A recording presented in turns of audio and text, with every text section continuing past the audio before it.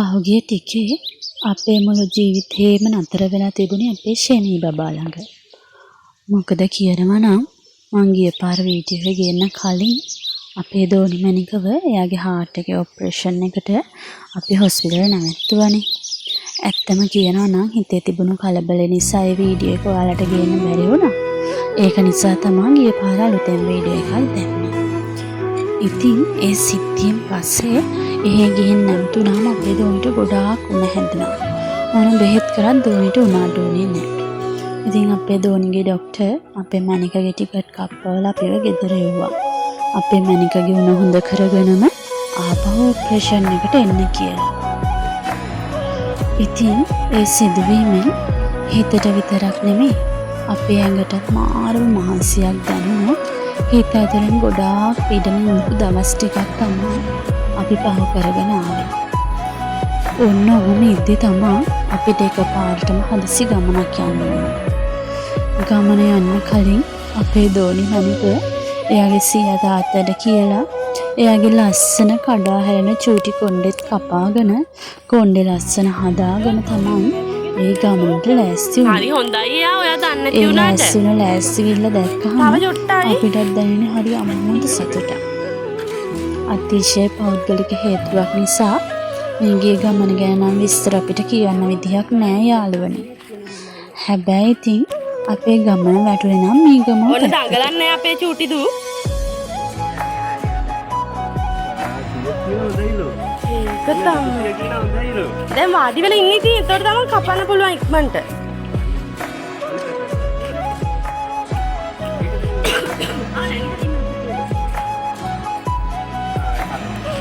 ඇත්තටම කිව්වොත් යාළුවනේ පහුගිය දවස්වල තිබුණු කාර්යබහුලකමයි මානසික පීඩනයයි එක්ක අපිට අද පොය කියලාත් සම්පූර්ණයෙන්ම අමතක වෙලායි තිබුණේ.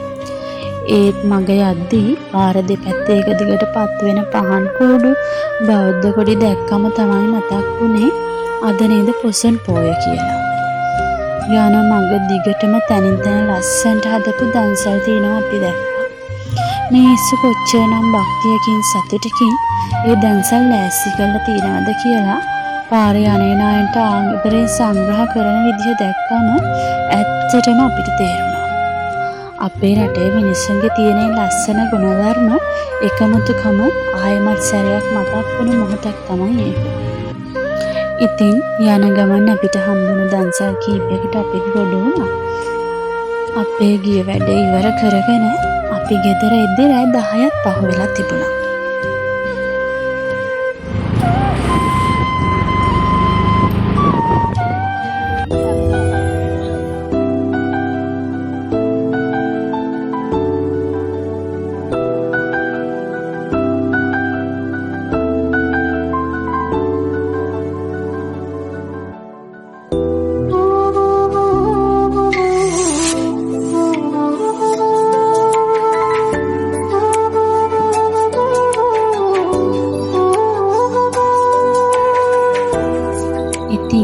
පහුගිය දවස්වල තිබුණ ඒ මහන්සියයි කාන්සියයි සේරම අමතක කරලා දාන්න ඊළඟ දවසේ අපි හිතුවා පොඩි වෙනසකටත් එක්ක ගඟ පැත්තට යන්න ඕන කියලා.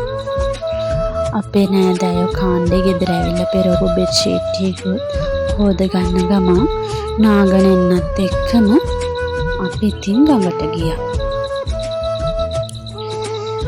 සිසිල් වතුර පාරකට බැහැලා ඉද්දී හිතට දැනෙන සැනසීම නම් වචන වලින් විස්තර කරන්න හරියම අමාරුයි. යාළුවනේ අපේ ඇස් දෙක ඉදිරිපිට තියෙන ඒ නිසංසල කොළපාට පරිසරයයි ගස් අතරින් හමන සිසිල් සුළඟයි එකතු වුණාම හිත ඇතුළේ තිබුණ මුළු මහන්සියම නැති වෙලා ගියා. ඒ හැම දෙයකටම වඩා ගඟේ වතුර පාර ගලන් යද්දී එන ස්වභාවික ශබ්දයට පුළුවන් අපේ හිත ඇතුළේ තිබුණ සංසුන්කම මානසික පීඩනය සේරම අමතක කරවන්න. හරියට ඒ ගලන වතුර පාරත් එක්ක අපේ හිතවල තිබුණු බර සේරම හොදගෙන යනවා. කොන්ක්‍රීට් තට්ටු වාහන සද්ද මැද හිර වෙලා ඉන්න අපිට මේ වගේ පරිසරයකට ඇවිල්ලා ලැබෙන නිදහස නියම මානසික සුවයක්.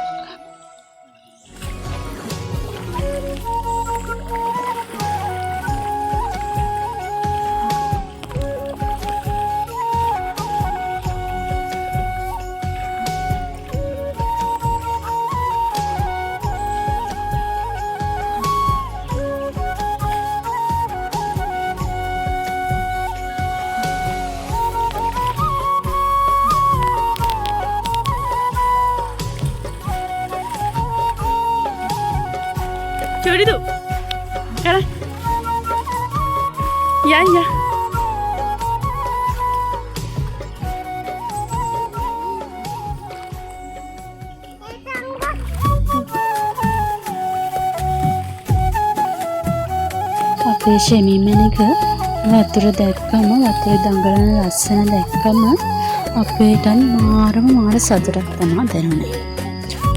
කලින් පාරක අපි මේ ගඟට ආවම අපේ දෝනි අපි ගිහින් ආනෝ දැක්කහම මහා හයෙන් ඇඬුවා නේ පුංචි අනේ අම්මා ගිලුණා කිය. ගිලුණා කියන වචනයට ඒ කාලේ කියවෙන්නේ නැහැ. එයා කියන්නේ බිලෙයි කියලා. ඉතින් ෂෙමී බබා හයියෙන් අඬන නිසා අපිත් එදා ඉක්මනින්ම ගෙදර ගියා. හැබැයි අද ඒකටත් එක්ක එයා තමා දියෙන් ගොඩට ගන්න බැරිම කෙනා වෙලා තියෙන්නේ. ඉතින් අපි කාන්දේ අතීත මතක් කර ෂෙමීරවත් බල සතුටින් කාලය ගෙව එහෙම්මම දවල් 2:00 විතර වෙනකම්ම ගඟේ සෙල්ලම් කර ඉඳලා. ඉතින් යාළුවනේ මෙන්න මෙතනදී මට ඔයාලට පුංචි දෙයක් කියන්න ඕන. මේ වගේ ලස්සන පරිසරයකට ඇවිල්ලා ගඟේ බැහැලා නිදහසේ කාලය ගත කරන එක මාරම සෝයක් ගෙන දෙන එක. ඕනෑම කෙනෙක්ට ඇවිල්ලා මේ නිදහස විඳින සම්පූර්ණ අයිතිය තියෙනවා. හැබැයි අපි ගෙදර යද්දී අපි ගේන පොලිතින්, ප්ලාස්ටික්, බෝතල් මේ පරිසරයට දාලා ගියොත් ඊළඟ එන කෙනෙක්ට මේ සුන්දරත්වය විඳින්න ලැබෙන්නේ නැහැ. ඉතින් යාළුවනේ අපි අපේ පරිසරයට ආදරය කරන්න ඕන. පරිසරය විනාශ කරන්නේ නැතුව ඒ සුන්දරත්වය අපි විඳින්න පුරුදු වෙමු. ඒ වගේම අපි ගිය තැනක පරිසරය විනාශ නොකර අපේ ප්‍රිය සටහන් විතරක් ඉතිරි කරමු.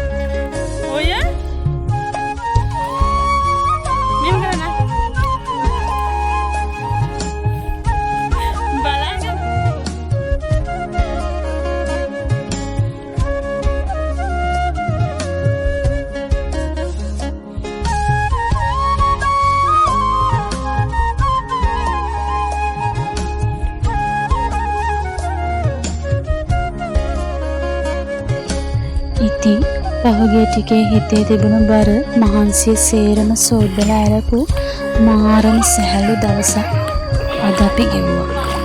ඔයාලටත් මේ වීඩියෝ එකෙන් ඒ නිදහස දැනෙන්න ඒක තමයි උඩ පාවෙනවා. ඉතින් මේ වීඩියෝ එකට ඔයාලා කැමති නම් ලයික් එකක් දාලා ඔයාලගේ අදහසත් කමෙන්ට් කරන්න.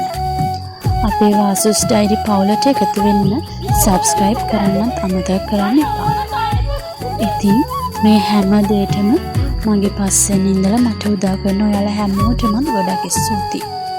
ඒ වගේම මට හුස්ම දීලා මාව තව ශක්තිමත් කරමින් අපේ පවුල ඉස්සරහට ගෙන යන දෙවියන් වහන්සේට අනේක වාරයක් ස්තුති කරනවා. ඉතින් යාළුවනේ අලුත් වීඩියෝ එකකින් ඉක්මනින්ම හමු වෙන්න. එතකම් පරිස්සමින් ඉන්න. දෙසුපීටයි.